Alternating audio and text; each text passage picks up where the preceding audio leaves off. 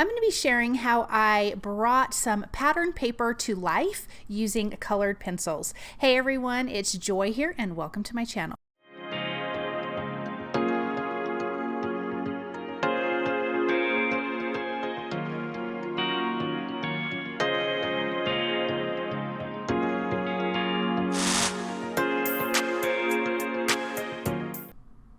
Okay, I'm going to be using this super Scoops of Fun die set from scrapbook.com, and I'm going to be using some patterned paper from the Hooray patterned paper. And like I mentioned, I am going to use some colored pencils on this waffle patterned paper. You could do this really on any patterned paper, and I'm just going to show how adding just some details, just adding a little bit of a colored pencil or a marker or whatever, can just bring those details that you already have in the pattern paper to life. You can enhance them a bit more. So that's what I'm going to be doing. I am die cutting the word fun from this waffle pattern paper, and then this little die here on the white cardstock is actually going to be on the top of our word fun, and it's going to be like the hot fudge sauce dripping down. So cute.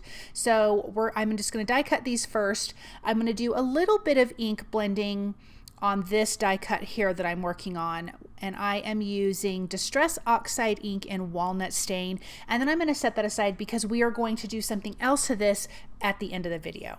So now I have the word fun die cut, and I am using Distress watercolor pencils, but any colored pencils will work. This is just what I am using.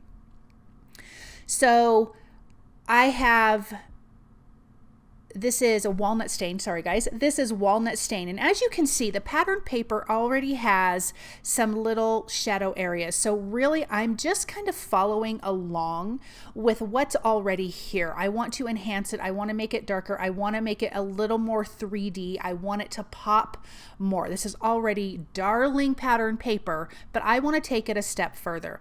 So I am taking this darkest color in walnut stain, and I want to darken those little areas. I want a dark shadow area. If you think about a waffle, all that yummy areas that are sunken in from the waffle maker hold all of that yummy butter, and it gets really toasted inside. So I want to make sure that this has this kind of toasted look. So I'm making sure I do have a little sharp point because this is a small pattern on this paper. Again, this is from the Hooray patterned paper.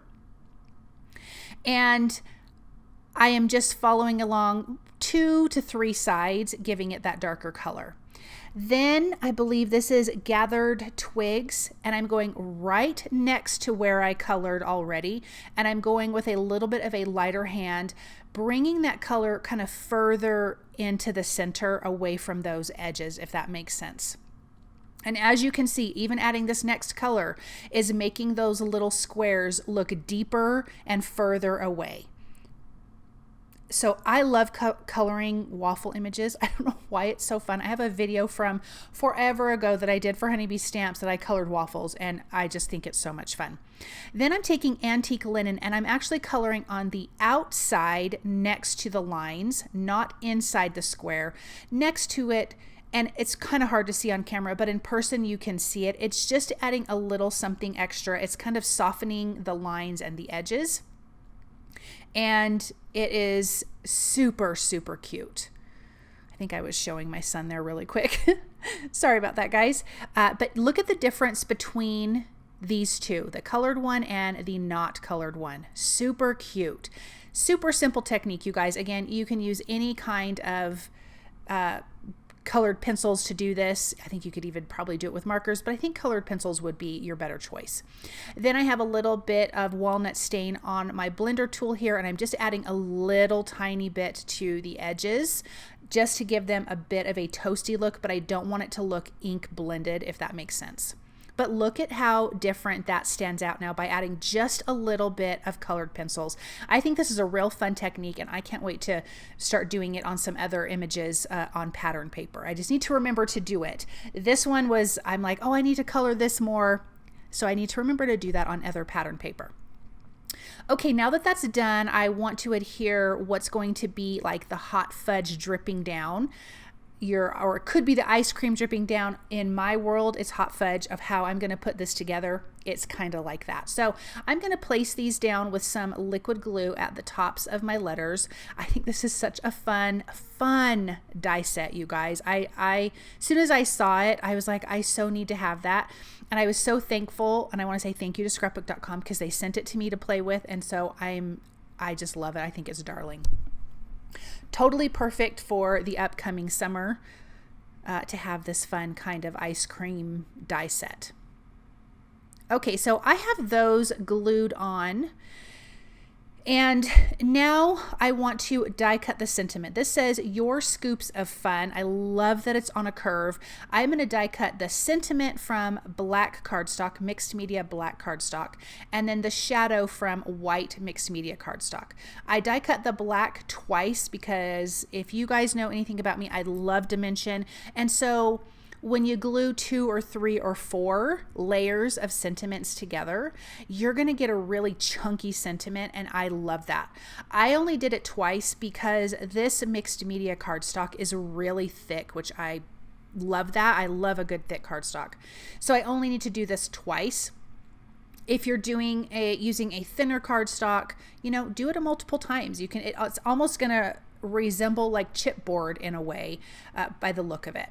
And then on the shadow piece, it actually is embossed from the die, so you know exactly where to line up all of your words. So they're going to line up perfectly, which I think, is helpful. Not that it's a big deal and you can't figure it out, but then everything's going to be even and you don't even have to think twice about it. So this is going to be one of our sentiments. And again, I love that it's on a curve. I think that's really a lot of fun. I am using my Pick Pro tool to pick up my little apostrophes here. I got 2 of them. I'm going to put that in place. Again, using my reverse tweezers just to keep my fingers out of the glue. I don't know how I ever did this stuff I've had reverse tweezers for a long time, but I am not sure how I ever did anything without them. Okay, we have our little scoops of ice cream. I am using walnut stain. I'm going to do that on 2 of them actually. I'm going to have 2 chocolate ice creams. I'm going to have some mint, we'll have 3. Some mint chocolate chip. We're going to have a strawberry and orange. So I am using spiced marmalade. I will be using Kitsch Flamingo and cracked pistachio for all of our ice cream flavors. I do ink blend more off camera, but this is what I'm going to do here. So I'm ink blending darker around the edges, lighter in the center. I like that look for ink blending. Just gives it a little something extra. And then I'm going to use the Walnut Stain Distress colored pencil to add chocolate chips to my mint here because mint chocolate chip is so yummy. And then I want a chocolate chip ice cream. So I'm going to add chocolate chips, and I'm just adding like little, almost kind of like little triangular squarish dots, not circles. Because usually, when you get something that has like chocolate chunks in it, it's so yummy.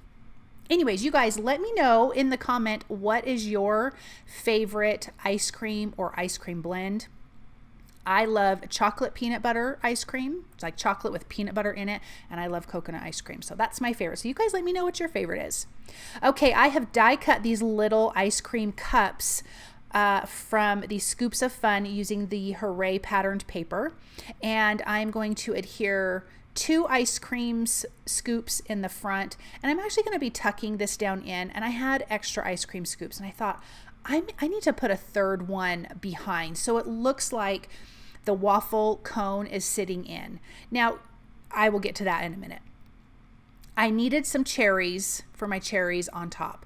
I colored these off camera with my colored pencils because I'm actually going to be adding something to the cherries and some pops of color here in a little bit, so it didn't need to be perfect.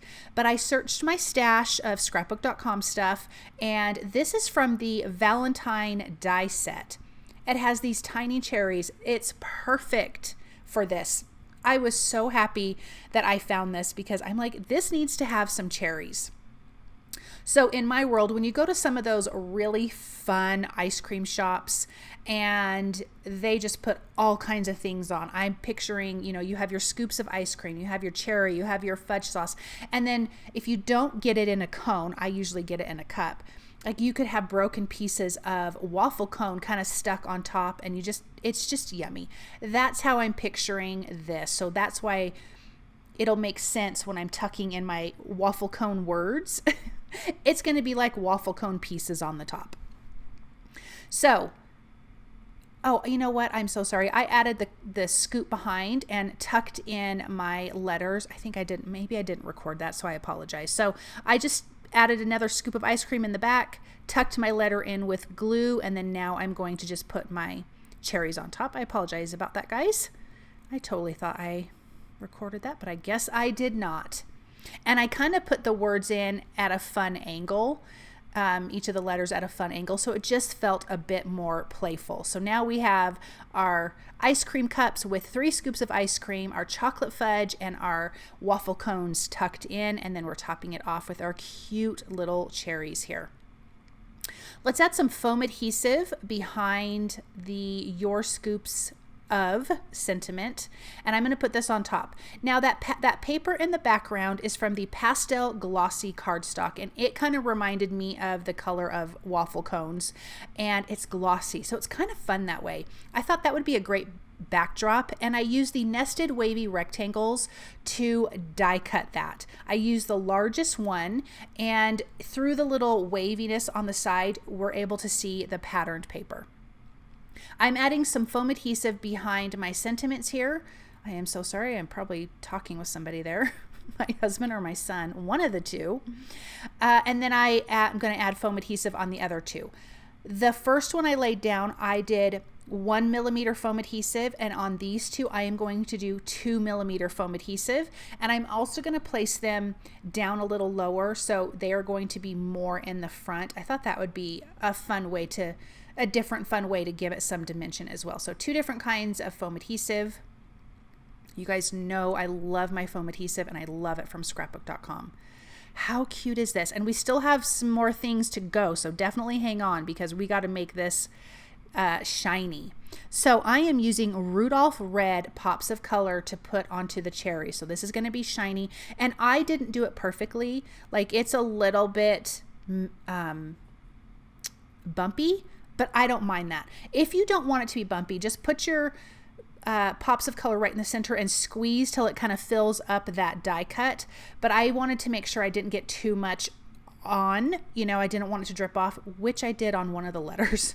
Oops. But you can tap on the bottom here and it kind of flattens it out a little bit, but I still love how it looks. It looks a little more dimensional, which is totally fine with me. Then I'm going to use Chocolate Kiss, where I ink blended, and this one I put too much pops of color on because when I tapped the back, it kind of leaked off the side. So, warning. I had to remind myself it is not frosting for cookies. You know what I mean? So you got to be careful. But I'm coloring that in. Look at how cute that is, you guys, with that Chocolate Kiss pops of color. I love it. It's the yummy, delicious hot fudge. So I just think this is so, so cute. I love how this card turned out. Those dies are darling. Okay, now that that's done, I have this fun patterned paper from the Hooray patterned paper. It's kind of like confetti, kind of like sprinkles maybe. I'm using 1 millimeter foam adhesive strips that are 1 inch wide, and I'm going to place this down on top. And then this will be adhered to a white A2 size card base, and let's look at that. And I would let this dry overnight so your pops of color have plenty of time to dry before you put it in an envelope. Thank you guys so very much for stopping by and watching. I hope you feel inspired by this project, and I hope you guys have a really awesome day.